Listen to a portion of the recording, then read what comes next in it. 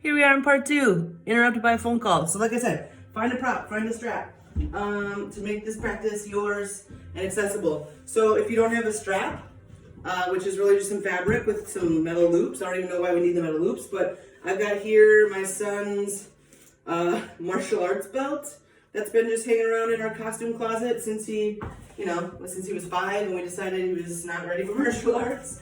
And so you could use a jump rope, you could use whatever. What I suggest is something that does not have a lot of stretch. You want something with some resistance, so maybe even a scarf is good, a kitchen tea towel, really anything. So we're making our way back here to lying down, to move through some of my very favorite leg hip openers. Generally, I call this my commuter stretch because I drive a lot, and so I find that I need to stretch out the big muscles of my legs. But turns out this last week, this is actually my COVID couch butt stretch. So still lots of sitting. So we're finding one leg up above here. This secondary leg can be rooted to the ground or out flat, whichever feels nice.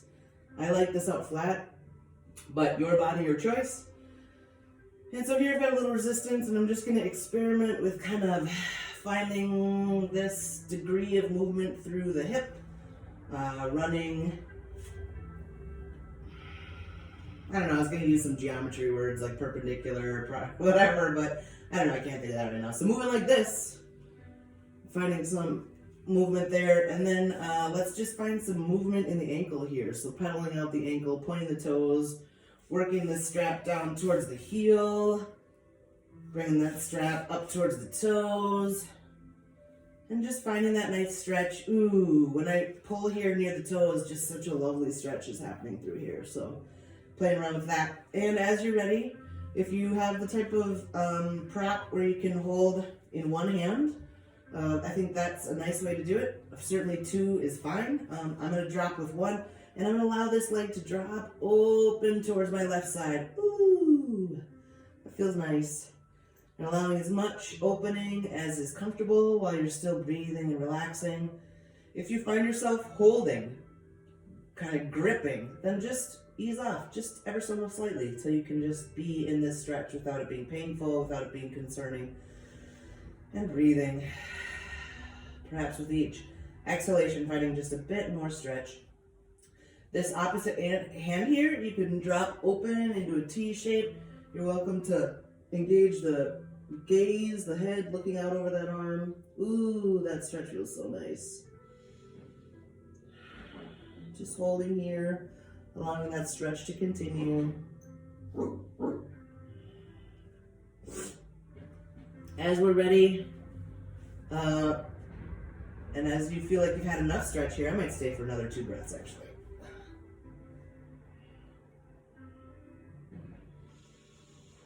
Really filling that breathing cavity here, and then allowing it to exhale, noticing the breath as it moves through my sternum and fills the belly.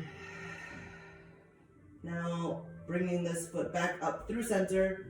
Ooh, ooh, ooh, that feels nice. And as you're ready, allowing it to cross over the midline, dropping to the opposite side of the body, feeling that delightful stretch through here, finding as much or as little stretch as you like.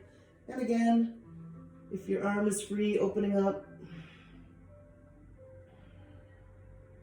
Ooh, this one feels so nice.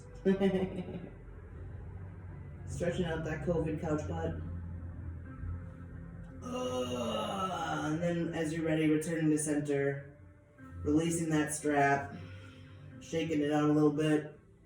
Finding whatever movement feels nice here. Let's draw chin into cheese.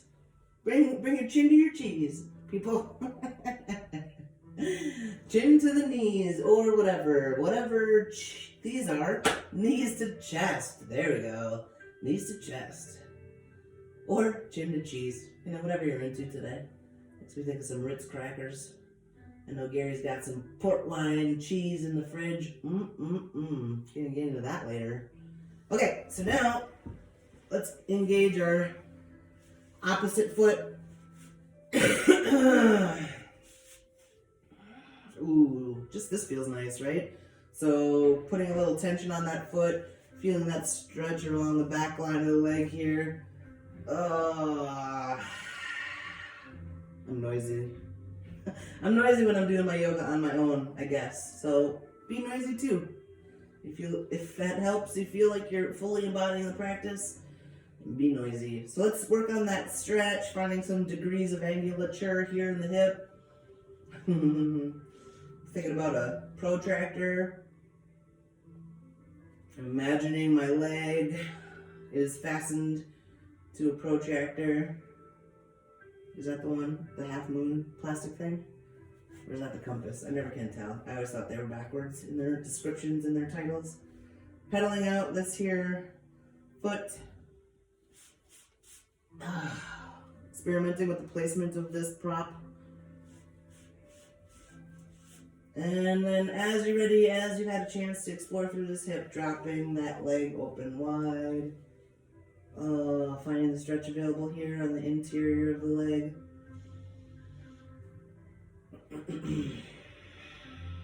We're breathing.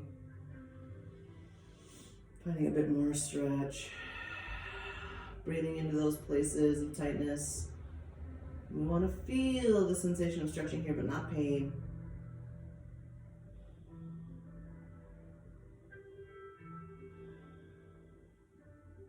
One more inhalation here.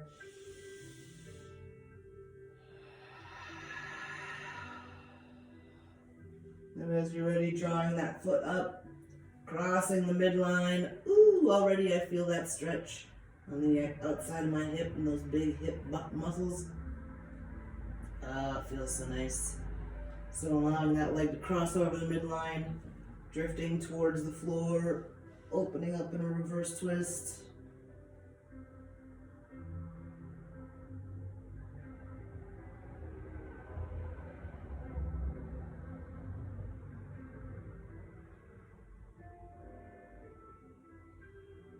Ooh.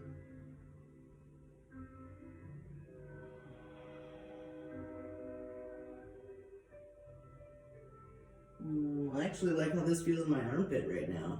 In my arm, that's where I'm really feeling that delightful stretch. So as you can see, now's the perfect time to bring awareness throughout your body. Just be in your body, noticing where that sensation strikes you, where you feel that pull, where you feel that tension. You might be surprised to find where you're holding. One more inhalation here. And inhaling this leg back up to center.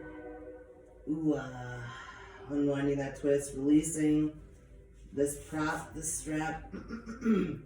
Drawing your knees into the chest. Maybe rolling out that low back if that feels good. If that does not feel good, planting those feet and just existing here. Perhaps you want to participate in just some little bridge. Okay, check it out. I don't know if you'll be able to see this, but we're going to do some pelvis tilts, which simply, like, my pelvis is not even leaving the mat right now. I'm just tilting it like it's a bowl, tilting it kind of up towards my nose, now down towards the mat, up towards my nose, down towards the mat. Just simple, tiny little movements. Or perhaps you want to participate in more of a bridge position here, lifting up off, returning and pressing in. Just experiencing here something that feels good in this low back, what feels good to your body.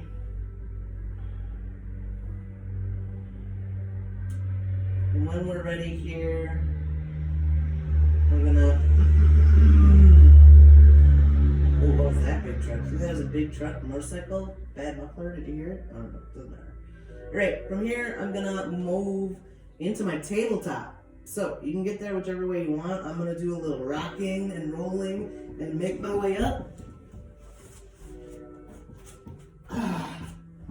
to this tabletop position. I've been sensitive on my right knee here because about a week ago I slipped and fell on the ice. Ooh, not a big deal, but my knee has still been sensitive. So if you see me moving a little atypically, probably because I'm easing in on that knee. Okay, so here we are on our tabletop, finding a balanced position in between the palms of our hands and our knees. really rooting in through those fingertips, clawing down through those fingertips to protect our wrists. And from here, we're just gonna warm up with some cat cows. So, dropping that belly, lifting the head, gazing up, inhaling here in this cow position. And then exhaling.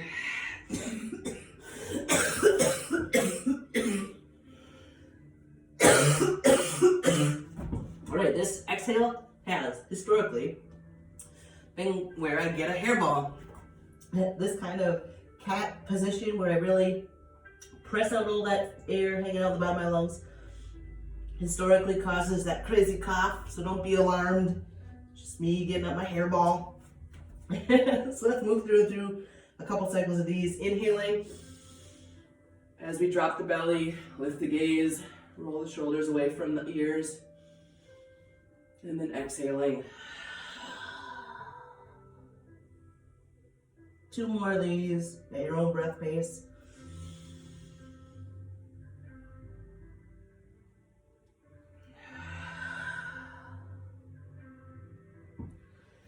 And from here, let's drop back into a child's pose. So I like a wide-legged child's pose that makes enough space for all of me, my belly, my lady friends. Dropping the head to the mat and just feeling the stretch here. If this is good for you, I like to actually add a little to this stretch. So if you've got something near you, it could be a pillow, bolster, block, whatever. I like to just elevate my hands a little bit so that my head drops even lower towards the mat. This does a really awesome, I don't know what it does, but I like what it does back here in my spine as it brings my shoulder blades together. It kind of does a nice, allows my chest to open in a way. Ooh, see there my back cracks. Usually my back cracks in a way that's really nice and natural here. So allowing these arms to be uplifted off the mat a little bit. If that's not what you're looking for today, then get rid of that. Just find yourself in a little child's pose, rubbing that third eye into the mat. This place of intuition, of wisdom, of knowing. We'll breathe here.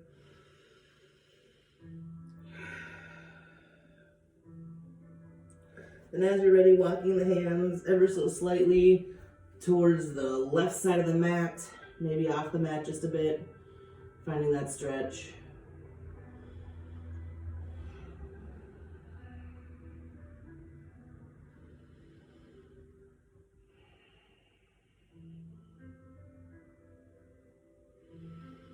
And as you're ready, walking up the hands to the other side of the mat.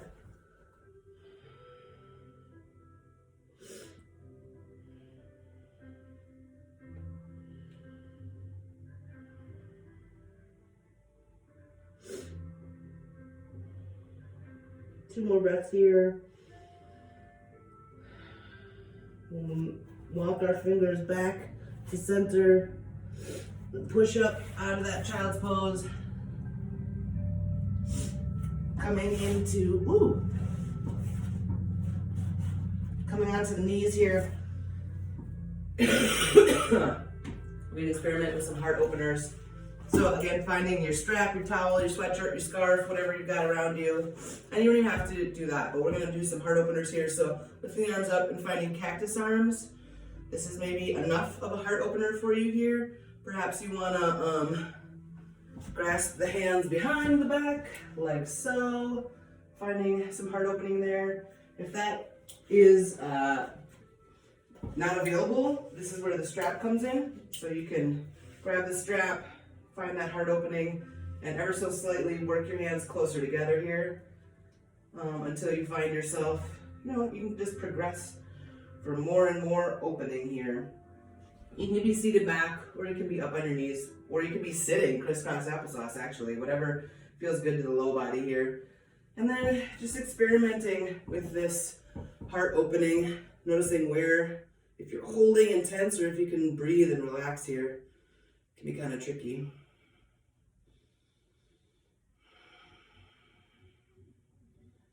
This feels like a dangerous time to be heart opening because there's so much going on out in our world. but I think that this is really the most important time to be heart opening, you know, heart opening to those around us, heart opening to the people in our homes that we're sharing this time with people in our community, heart opening to the challenging news we're hearing, heart opening to the possibilities and the ways that individuals and people in our community are responding. So this can often bring up some feelings when we open our heart like this, when we stop to breathe and to feel this release, this opening. Sometimes we get choked up. Sometimes we get a flood of emotion. That's okay. It's all right to feel those things. It's all right to not have total control over what comes in and what shows up, but just allowing those things to come over us, allowing those things to exist.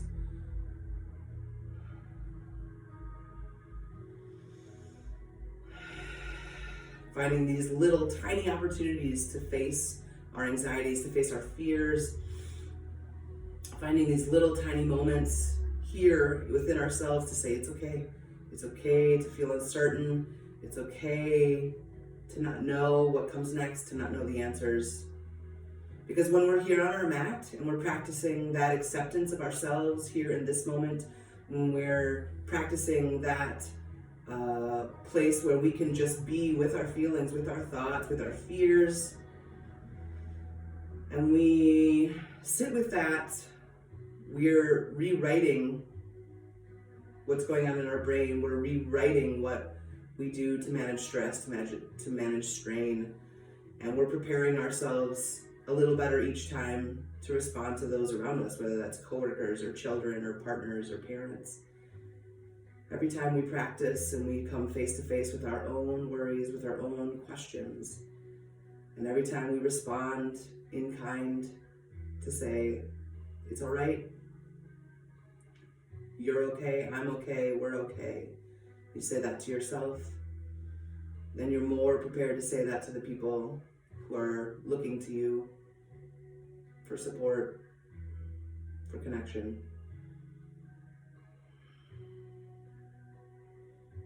All right, we've been here a long time, and I apologize. If you want to release 10 minutes ago, you may. If you want to release now, please do. And just stretch that out. Maybe bring it around the front. Give yourself a pat on the back. Give yourself a pat on the back. Heck, just give yourself a big down hug.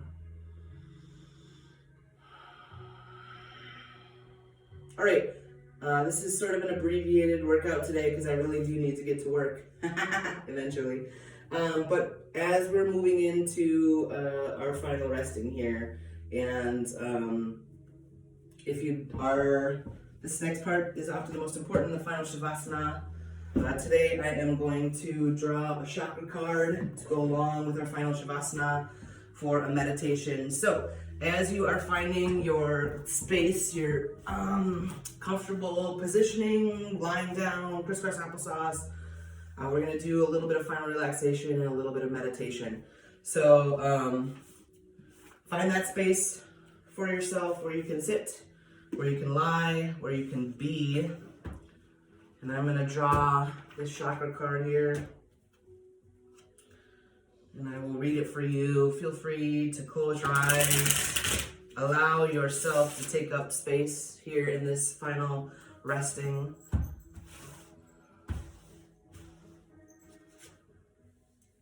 The card is enlightenment. So, enlightenment. Let me read for you about enlightenment. I've never drawn that card before. So, the yellow enlightenment card is from, well, yellow is the third chakra, the solar plexus chakra.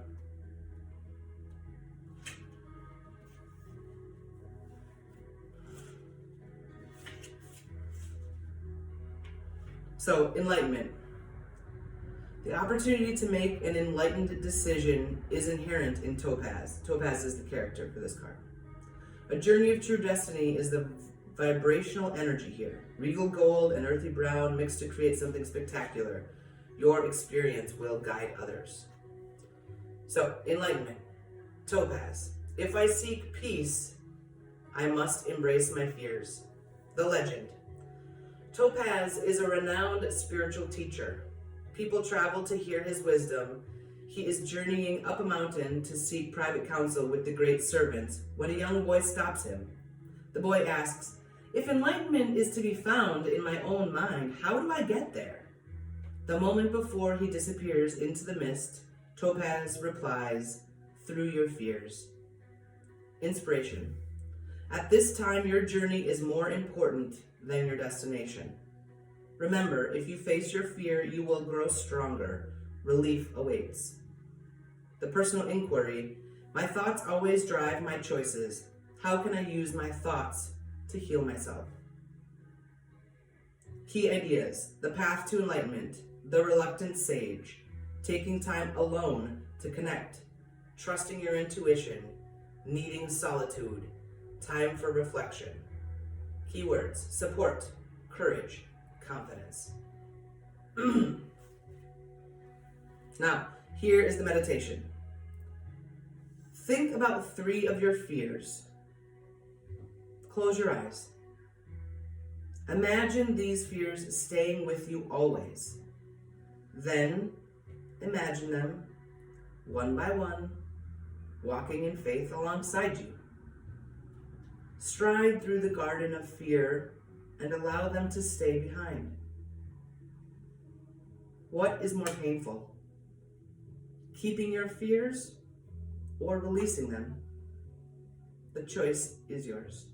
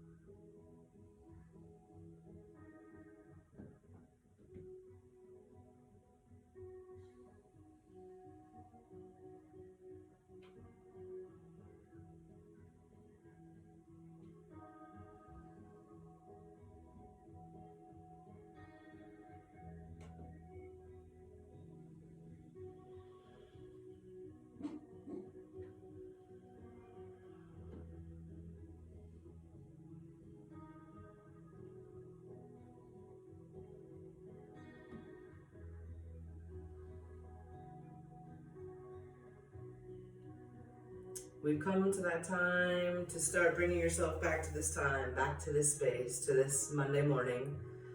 And I invite you to find some movement back in your body. And as you are ready, if you'd like to join me in our closing, you can bring your hands to prayer position at the forehead.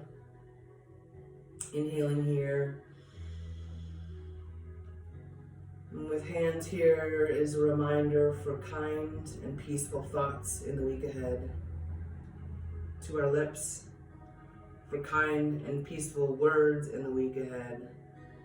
And to our hearts, for kind and peaceful action in the week ahead. My highest self recognizes your highest self. Thanks for taking time for you today.